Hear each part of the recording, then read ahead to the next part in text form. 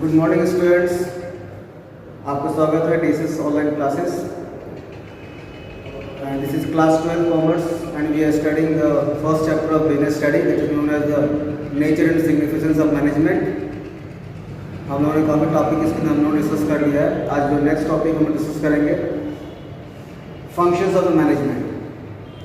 In the previous video we have discuss the level of management. I hope आपको समझ में आ गया होगा। कोई क्वेरी कोई डाउट है तो आप इसे पूछ सकते हैं डायरेक्टली। तो डियर स्टूडेंट्स, स्टार्ट करने से पहले कि आप जो है स्वस्थ रहिए, पॉजिटिव थिंकिंग रखिए और जो भी प्रोटोकॉल्स है उसका पालन करते हुए जो है आप स्टडी करिए। ओके स्टूडेंट्स, जो नेक्स्ट टॉपिक है फंक्शंस ऑफ द मैनेजमेंट। हम जानते हैं जिसकी स्टार्टिंग में हम लोगों ने पढ़ा कि what is the management. Management is the functions of, it is a process. Management is a process.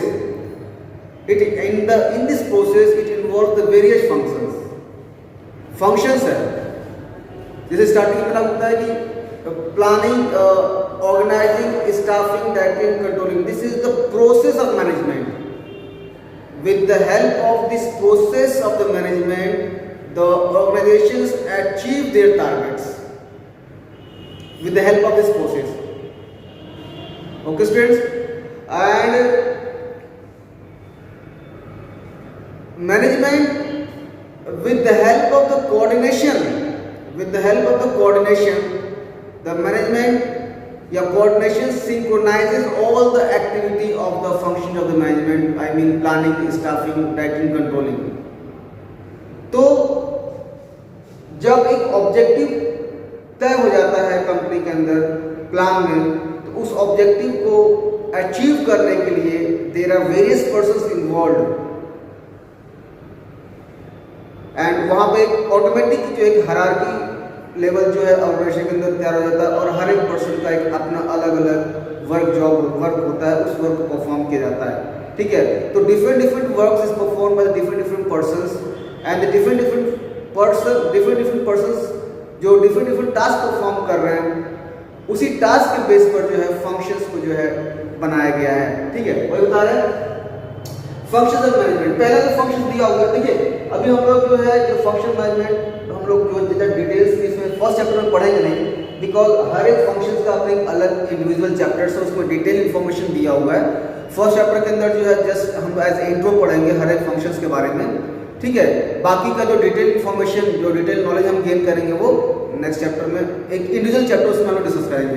तो यहाँ पर जो है बस हम लोग केवल एक जो है जो मेन व्हाट इज फंक्शंस के जो प्लानिंग है, ऑर्गेनाइजिंग क्या है, उसका जो है हम समरी पढ़ेंगे, मेन पॉइंट पढ़ेंगे। उसके बाद हम नेक्स्ट चैप्टर में हम लोग डिस्कस करेंगे, ब्रीफ डिस्कस करेंगे।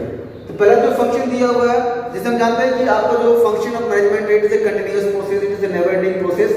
Once the management achieve this target, again the planning is made by the management, again the organizing and staffing, directing, controlling is perform किया जाता है। So it is a continuous process। ठीक है, तो जो पहला जो फंक्शन दिया हुआ है प्लानिंग।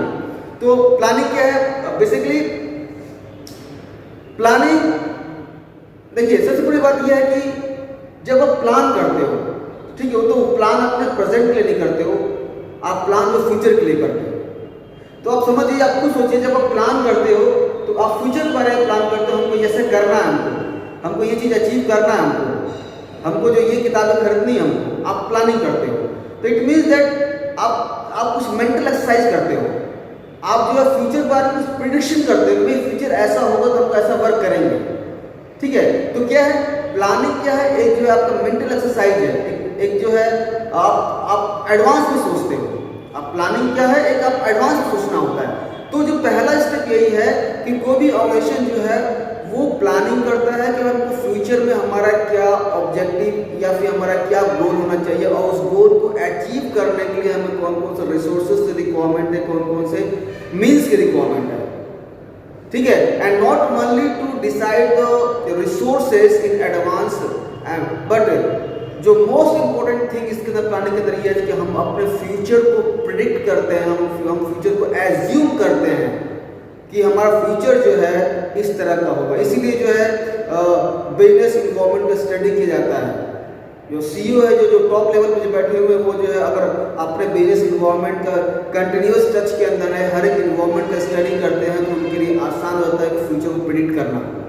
ठीक है, तो इसमें जो हम प्लानिंग के अंदर हमारा ऑब्जेक्टिव तय करते हैं, लेकिन ऑब्जेक्टिव जो डिसाइड किया जाता है, उस ऑब्जेक्टिव डिसाइड करने से पहले हम जो है अपने फ्यूचर के बारे में हम प्रेडिक्शन करते हैं, एज्यूम करते हैं। It is a thinking process, it is a mental exercise. ठीक है, what to do, how to do and for क्या करना है हमको, means it bridges the gap between where we are and where we want to do. Planning is a bridge, जो gap है, कहाँ हम हैं और कहाँ पहुंचना चाहते हैं, उसके बीच में जो गैप है, उस गैप का जो है ब्रिज की तरह काम करता है। Means planning bridges the gap between where we are and where we want to go. ठीक बच्चों, तो प्लानिंग है, तो प्लानिंग के अंदर बहुत सी चीजें उसके अंदर इन्वॉल्व होती हैं। सबसे पहले जो प्लानिंग के अंदर ये होता है कि बस कि मैं प्लानिंग के बाद डिस्कस करता रहा हूँ, बाकी जो हम जो है बाकी फंक्शंस को हम थोड़ा उतना डिटेल डिस्कस नहीं करेंगे, हम लोग नेक्स्ट चैप्टर के अंदर पढ़ेंगे हम लोग। तो प्लानिंग क्या है, तो प्लानिंग के अंदर जो पहले जो चीज होता है कि हम ऑब्जेक्टिव को सेट करते हैं। जहां पर प्लानिंग है, तो प्लानिंग के अंदर ऑब्जेक्टिव का इन्वॉल्वमेंट है। भाई प्लानिंग हम किस लिए कर रहे हैं, किसके ऑब्जेक्टिव को अचीव करने के लिए। ठीक है, तो ऑब्जेक्टिव जो है, इट में भी हमको जो है सेल्स इंक्रीज करना है, या हमको जो है अपना क्लाइंट बेस इंक्रीज करना है हमको। ठीक है, ऑब्जेक्टिव व्हाट इज में भी कुछ हो सकता है। तो वो ऑब्जेक्टिव को डिसाइड करना हमारा प्लानिंग का फर्स्ट फंक्शन, प्लानिंग का फर्स्ट स्टेप कह सकते हैं, पहला इन्वॉल्वमेंट ही है। लेकिन जो प्लानिंग जो है वो should be according with your company philosophy और विजन। आपको प्लानिंग जो है कंपनी के विजन, कंपनी के मिशन के अकॉर्डिंगली आपका प्लान होना चाहिए। दूसरी बात ये कि जब हम प्लान को डिसाइड करते हैं, तो प्लान जो है शुड बी अचीवेबल। ऐसा नहीं है कि हम जो है प्लान के अंदर जो हमने गोल डिसाइड किया वो अचीव नहीं कर सकते, वो जो है इन हैंड होना चाहिए। ऐसा नहीं है कि हम जो है हवा में बातें करके भाई हमको जो है एक दिन के अंदर जो हमको 1 करोड़ का सेल्स चाहिए, चाहे 2 करोड़ का सेल्स चाहिए, इट इज नॉट पॉसिबल, वो जो है डिजायरेबल हो। ठीक है, और दूसरी बात ये कि जब हम ऑब्जेक्टिव तय करते हैं, तो ऑब्जेक्टिव को जो है क्लियरली उसको जो है हर एक लेवल पर उसको जो है डिटेलिंग की जाती है, हर एक लेवल पर उसको ब्रीफिंग की जाती है, ताकि हर एक लोग को पता चल जाए कि भाई हमारा ऑब्जेक्टिव क्या है, हमारा वर्क क्या है, हमारा टास्क क्या है। ठीक है, उसके बाद से जब हम डिसाइड कर लेते हैं ऑब्जेक्टिव क्या है, तब उसके बाद से हम क्या करते हैं, आइडेंटिफाई द अल्टरनेट्स। हम क्या करते हैं, अल्टरनेट्स को पता करते हैं कि भाई इस मार्केट में कितने अल्टरनेट्स हैं जो हमें उस ऑब्जेक्टिव को अचीव करने में हमारा हेल्प करेंगे। ठीक है, there are various alternates in the market. आप जब डिसाइड करोगे, जब आप जो है पढ़ाई कर रहे हो आप, ठीक है, तो आपको जो है अकाउंटेंसी की बुक चाहिए, आपको बीएसटी की बुक चाहिए, इकोनॉमिक्स बुक चाहिए, तो पहले आपको बुक परचेस करने से पहले आप जो है अल्टरनेट देखते हैं कितने मार्केट में बुक्स अवेलेबल है, कितने राइटर्स का, कितने पब्लिशर्स का बुक अवेलेबल है, उसके बाद से आप जो परचेस करते हो। ठीक है, उसी तरह से क्या है प्लानिंग के अंदर, once the objective is set होने के बाद से जो है उस ऑब्जेक्टिव को फुलफिल करने के लिए जो है उसमें रिसोर्सेज की रिक्वायरमेंट क्या है, मतलब जो भी रिसोर्सेज रिक्वायरमेंट हो रही है, उस रिसोर्सेज को जो है हम किस अल्टरनेट से हम जो है ले सकते हैं, कितने अल्टरनेट्स अवेलेबल हैं, उस अल्टरनेट्स को जो है आइडेंटिफाई करना। ठीक है, फॉर एग्जांपल सपोज मैं एक सिंपल एग्जांपल दे रहा हूं कि हमको जो है सेल्स इंक्रीज करना है, उसके लिए हमको जो एक हाईटेक एक मशीन की जरूरत है, प्रोडक्शन लेवल की बात कर रहा हूँ, तो एक हाईटेक मशीनरी की जरूरत है, लेकिन वो मशीनरी जो है मार्केट में डिफरेंट तरह के, हर कंपनी के पास डिफरेंट तरह के हैं। तो आप पता करो कि भाई हमारे डेयरी मार्केट में मशीन जो है किस कंपनी का अवेलेबल है हमारे पास। फिर ठीक है, तो पहले जो है आइडेंटिफाई करना है।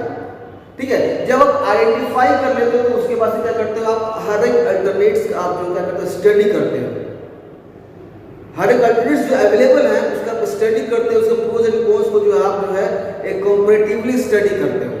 स्टडी करने के बाद चाहे वो आपका जो है कंजप्शन, ये मशीन जो है कितना इलेक्ट्रिसिटी बिल कंज्यूम कर रहा है, लेस हजार्डियस है, कॉस्ट क्या है इसका, इको फ्रेंडली है कि नहीं है, ठीक है, प्रोडक्शन कैपेसिटी कितना है इसका, ये हर एक चीज आप जो है उसको एनालाइज करते हो अपने बेस पर।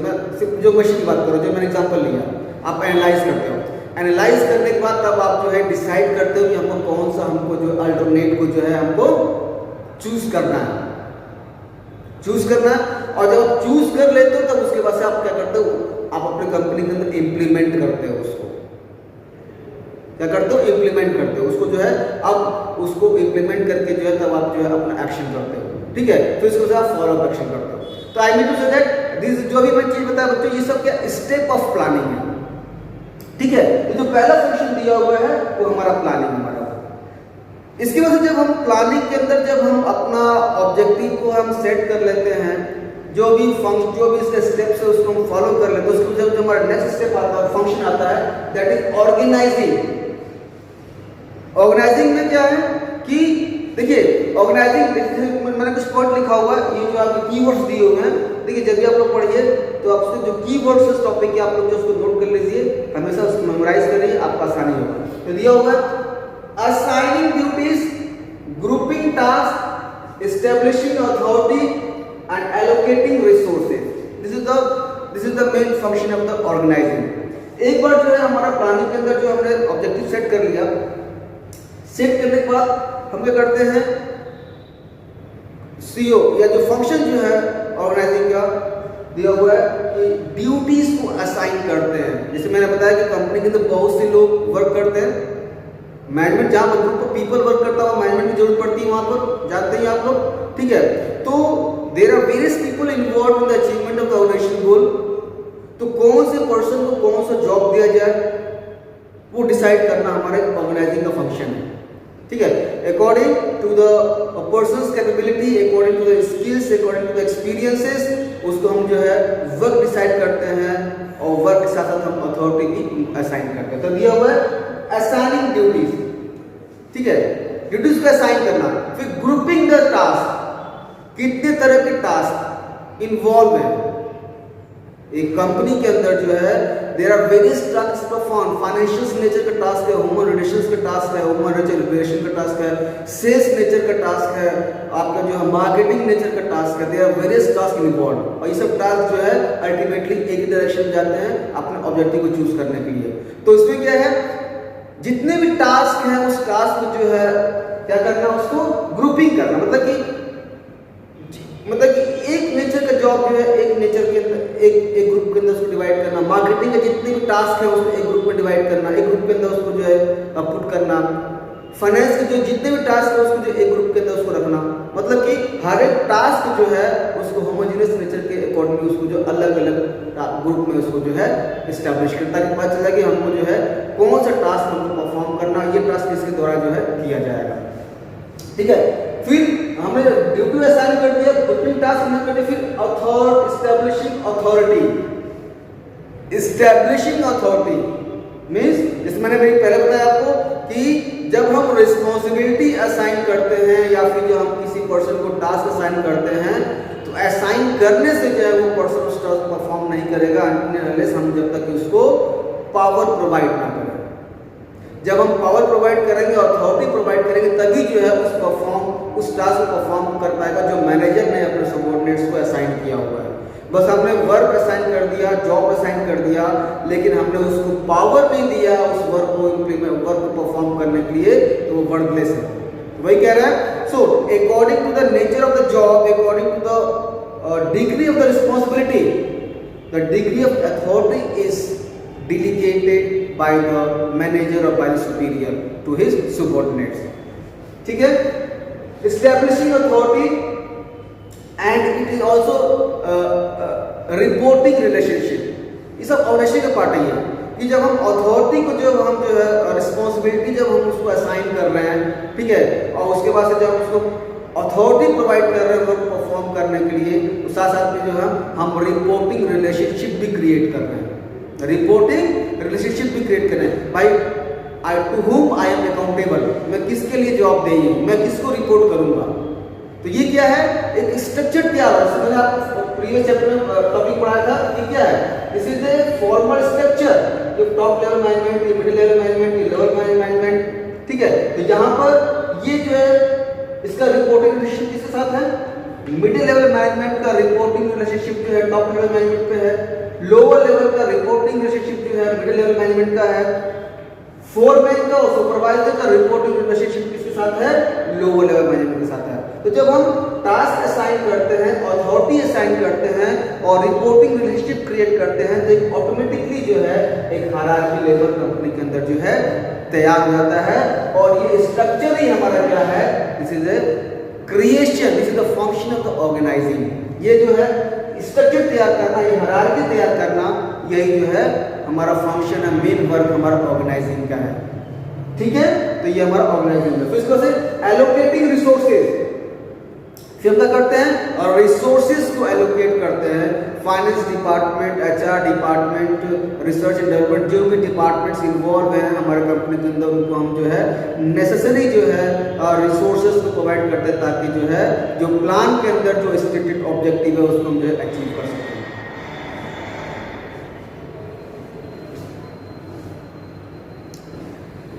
नेक्स्ट टॉपिक दिया हुआ आप लोगों का, सॉरी जो फंक्शन दिया हुआ स्टाफिंग। स्टाफिंग,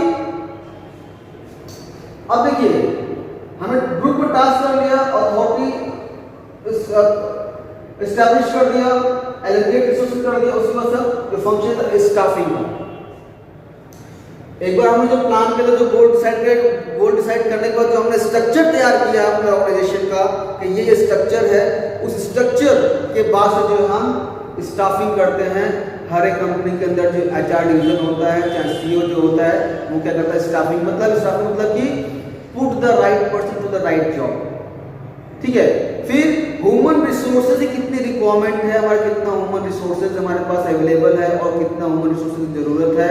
एचआर डिवीजन के अंदर किसी कोई रिक्वायरमेंट है, मार्केटिंग में किसी पर्सन की रिक्वायरमेंट है। ठीक है, उस रिक्वायरमेंट को दूर करने के लिए जो है स्टाफिंग किया जाता है। तो स्टाफिंग के अंदर भी जो बहुत लंबा अच्छा प्रोसेस इसके अंदर दिया हुआ है। ठीक है, तो हम जो है डिटेल स्टडी नहीं करेंगे, जब चैप्टर आएगा तब हम पढ़ेंगे इसे। That is staffing. हमने जो पर्सनल्स को हमने हाथ पुट कर लिया अपना ऑर्गेनाइजेशन के अंदर, और उसके बाद से हम उनके थ्रू जो है वो परफॉर्म कर रहे हैं। ठीक है, स्टाफिंग पर क्या आता है, डायरेक्टिंग। अब देखिए हमने जो है कंपनी के अंदर जो है वेल क्वालिफाइड पर्संस को हमने जो है सेलेक्ट किया है, हर एक डिपार्टमेंट के अंदर हमने सेलेक्ट किया है, चाहे कोई भी डिवीजन क्यों ना हो।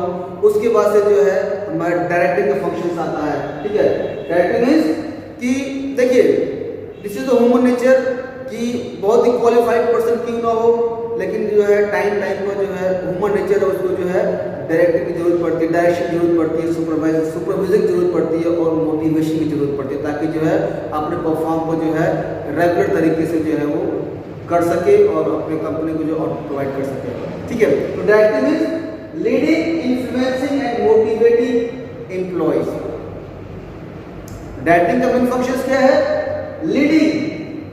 जो मैनेजर्स है वो अपने जो है सबॉर्डिनेट्स को जो है लीड करे, उनको इन्फ्लुएंस करे, प्रोत्साहित करे और मोटिवेट करे कि आपको वर्क परफॉर्म करना है। ठीक है, तो मोटिवेशन के अंदर जो है एक मैनेजर जो अपने एम्प्लॉय को कई तरीके से मोटिवेट करता है, वो फाइनेंशियल से मोटिवेट भी हो सकता है, वो नॉन फाइनेंशियल मोटिवेशन भी कर सकता है। एक मैनेजर जो है अपने कम्युनिकेशन स्किल्स से जो है अपने एम्प्लॉयज को जो है वो मोटिवेट कर सकता है, चाहे उसके जो भी रिस्पॉन्सिबिलिटी अथॉरिटी जो है उसको जो है बताता है उसको। एक मैनेजर जो है अपने पर्सनालिटी से जो है अपने एम्प्लॉयज को जो है लीड करता है। ठीक है, तो इस जितने भी जो एलिमेंट्स है डायरेक्टिंग के हम लोग जो डिस्कस करेंगे। नेक्स्ट डायरेक्टिंग के पास हमारा जो लास्ट जो आता है कंट्रोलिंग आता है। तो कंट्रोलिंग का सिंपल से मेन फंक्शन ये है कि जो भी प्लान के अंदर जो भी हमने ऑब्जेक्टिव सेट किया, उस ऑब्जेक्टिव को परफॉर्म करने के लिए हम जो भी एक्टिविटीज कर रहे हैं, जो भी एक्टिविटीज परफॉर्म कर रहे हैं, जैसे मैंने बार बार बताया कि हर एक काम का एक स्टैंडर्ड सेट किया जाता है, हर एक काम का एक स्टैंडर्ड सेट किया जाता है, चाहे आपके घर का हो, चाहे हमारे स्कूल का हो, चाहे किसी भी ऑर्गेनाइजेशन में हम एक स्टैंडर्ड सेट करते हैं कि हम इसके अकॉर्डिंग वर्क करना है। ठीक है, तो हमने प्लानिंग कर लिया, ऑर्गेनाइजिंग, स्टाफिंग, डायरेक्टिंग कर लिया, लेकिन अगर हमने कंट्रोलिंग पार्ट नहीं किया तो सब वर्थलेस, हर एक्टिविटी में वर्थलेस हो जाएगा। क्यों? कंट्रोलिंग जो है हमारे एक्टिविटीज जो हम एक्चुअल जो परफॉर्मेंस को परफॉर्म कर रहे हैं उसके ऊपर जो क्या करता है वो कंट्रोल करता है, कंट्रोल मतलब सुपरवाइज करता है, उसको मॉनिटर करता है कि आपको जो एक्टिविटी है स्टैंडर्ड के अकॉर्डिंगली है कि नहीं है, जो कंपनी ने फिक्स किया है, जो कंपनी ने सेट किया है। ठीक है, तो एक सेल्स डिवीजन है, एचआर के अंदर जो भी वर्क परफॉर्म किया जा रहा है, चाहे किसी भी डिवीजन के अंदर उनका एक स्पेसिफिक एक स्टैंडर्ड सेट किया गया है और हर एक डिपार्टमेंट उस स्टैंडर्ड को अचीव करने की कोशिश करती है। और इसी स्टैंडर्ड को अचीव करने के लिए जो है हमारा कंट्रोलिंग फंक्शन जो है वो क्या करता है, उसका मेन फंक्शन क्या है उसका, कि वो जो है कंपेयर करता है आपके एक्चुअल परफॉर्मेंस को और जो स्टैंडर्ड सेट किया गया है उसको कंपेयर करता है।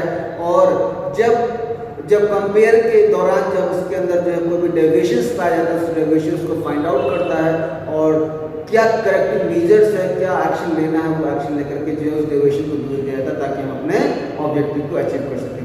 डियर स्टूडेंट्स, तो ये हमारा फंक्शंस है हमारा मैनेजमेंट का, और इसका एक अलग सेपरेट चैप्टर है जिसमें ब्रीफिंग दिया हुआ है। तो जस्ट समरी ऐसे है, समरी तरह है। हम जो है इस चैप्टर को जब कंप्लीट करेंगे तो हम हर एक टॉपिक के बारे में स्टडी करेंगे। इस चैप्टर में हमारा बस के लिए कोऑर्डिनेशन टॉपिक बचा हुआ है। नेक्स्ट वीडियो में हम उसको जो है डिस्कस करेंगे। Till then, thank you, have a good day.